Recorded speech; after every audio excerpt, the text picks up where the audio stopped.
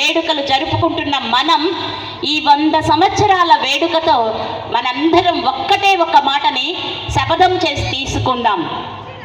ప్రకృతిని పరిరక్షిస్తాము అంటే ప్రతి ఆడపిల్లని గౌరవిస్తాము, ప్రతి ఆడపిల్లని రక్షిస్తాము. రెండో విషయం, ఈ మధ్య ఒక్క చిన్న వీడియో పంపారు ఎవరో. ఎప్పుడు ఒక సన్యాసి అలాంటి మాటలు మాట్లాడకూడదు, ఒక సన్యాసి తన గురించి తనెప్పుడు అలా మాట్లాడుకునే అర్హత లేకపోయినా మరి స్త్రీనయ్యానో లేకపోతే తల్లినయ్యానో అర్థం. దేశాలను పుట్టించింది మనమే, వాళ్ళని కూడా పుట్టించింది మనమే. కానీ వాళ్ళు మూలాలు మర్చిపోయారు, వాళ్ళ మస్తకాల్లోకి ఏ పుస్తకాలు ఎక్కినాయి.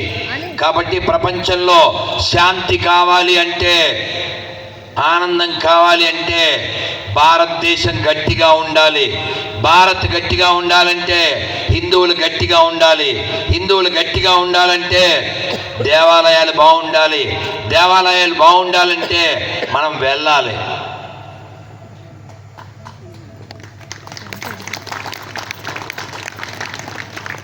ఇలా చప్పట్లు కొట్టి నిప్పట్లు తిని దుప్పట్లో పడుకుంటే పని అవుతుందా? వారానికి నేను వెళ్తాను గుడికి ఒక్కసారైనా అన్నోళ్ళు చేయొద్దండి. రోజు చెప్పలేదు. రెడ్డి చూడని అన్ని చేతులు లేచినాయి. వీళ్ళందరినీ నమ్మచ్చా అండి? నమ్ముదాం. నిలబెట్టుకోపోతే నెక్స్ట్ టైం కుమ్ముదాం, అంతే కదా. మనం ఇప్పుడున్న పరిస్థితుల్లో చాలా త్వరితగతిని బలంగా హిందువుల్ని గడపడానికి పని చేయాలి. కొంచెం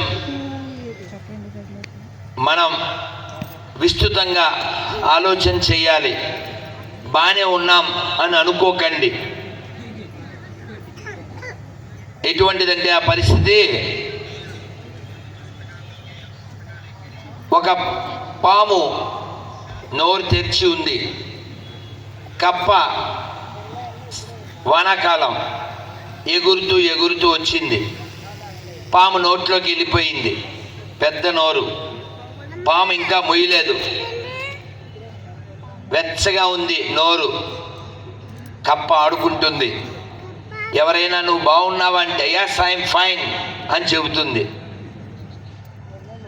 పాము సేఫ్, కప్ప సేఫ్గా ఉందా? సేఫ్ ప్లేస్లో ఉందా? ఇందాక తిరుమలరావు వచ్చాడా? మా తిరుమలరావు మెకానిక్ చెప్తున్నాడు, గురూజీ మీకు నచ్చకపోవచ్చు, మేము మెకానిక్లము, ఫౌండరీ పని ఇంకేదైనా మెకానిక్కి సంబంధించిన బైక్ మెకానిక్ పని ఏదైనా చెయ్యాలంటే ప్రతిదానికి వాళ్ళ దగ్గరికే వెళ్ళాల్సి వస్తుంది అన్నాడు.